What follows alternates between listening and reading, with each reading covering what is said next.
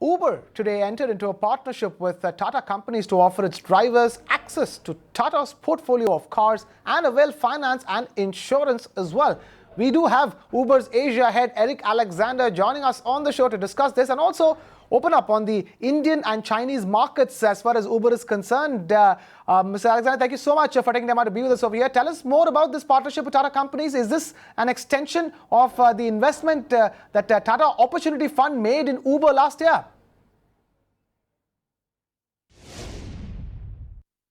Yeah, I think as you said, we're super excited about the partnership. I think that when I first came to India and when Uber first opened in India, one of the aspirations that we had was to partner with a company like Tata. And so when the Tata Opportunities Fund decided to invest in Uber, it was, we felt it was a fantastic opportunity and a big show of commitment for the first time the Tata Opportunities Fund had invested outside of India. But the investment while outside of India was for India. And we loved the idea because with the entire Tata ecosystem, through their insurance products, through the automotive products, through the consumer businesses that they have, all of those things are incredibly complementary to Uber's business here in India. And so today's announcement is really about the creation of economic opportunities for local people. And what Tata has done an amazing job of is providing flexible loans to where it was difficult for drivers to get those loans before. And so what we're really excited about is the fact that Tata really dug deeply and figured out how we can provide Tata vehicles with low down payments and incredibly competitive interest rates. And those things combined allow us as a business to scale and grow our business locally while supporting a local company like Tata by putting more and more vehicles on the road and creating lots of work opportunities. Eric, you spoke about how this partnership will, provide more economic opportunities, create more driver entrepreneurs, so to speak, because, they get access to Tata's vehicles and finance. But tell me, how is this different from, what Ola is also doing in the market? Because there are talks of them tying up with auto companies as well, financial institutions as well. So, how is it different from your biggest rival in India?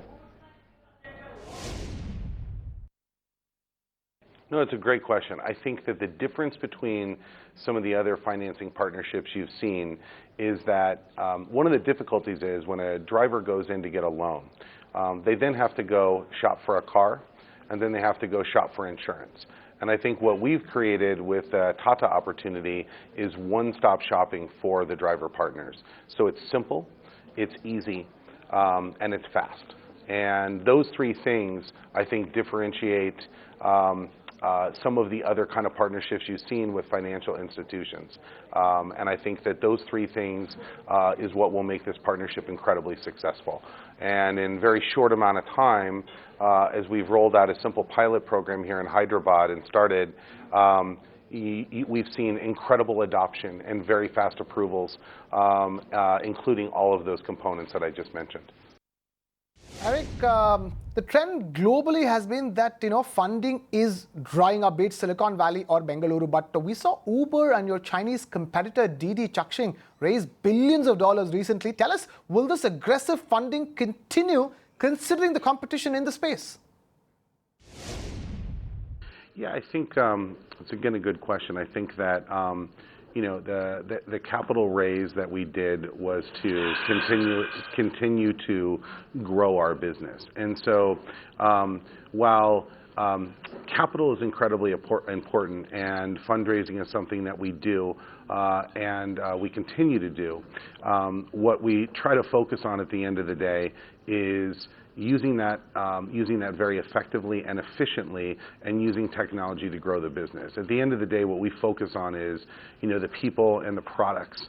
Because at the end of the day, if Uber continues to provide a great service, consumers will use it, our driver partners will continue, and the business will succeed on its own.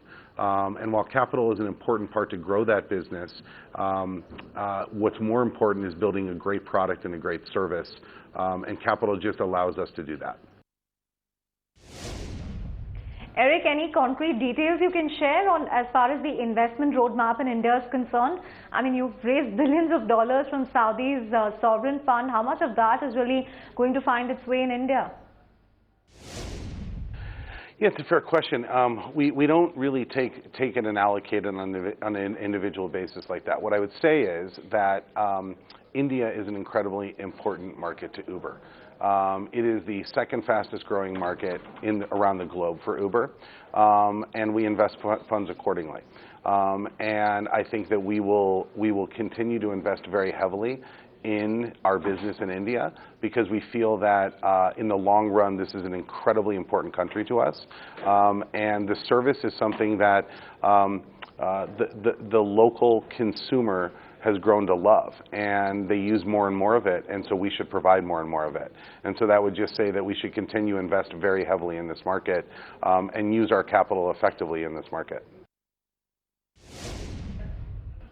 Finally, Eric, Uber has seen its fair bit of challenges here in the India market, right from surge pricing to licensing issues. Now there is talk of the government bringing aggregators under the Motor Vehicles Act.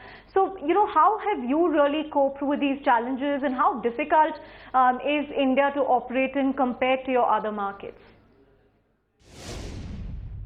Yeah, I think that regulatory issues are something when a company like Uber and the general business model comes into a country like India or anywhere around the world, nobody anticipated this model years ago. And I think that regulatory issues are always a challenge, but they're a challenge that I think one of the things that's super nice about working in India is the governments listen, and they work really closely with us to develop the right regulatory plans to allow businesses like us to succeed.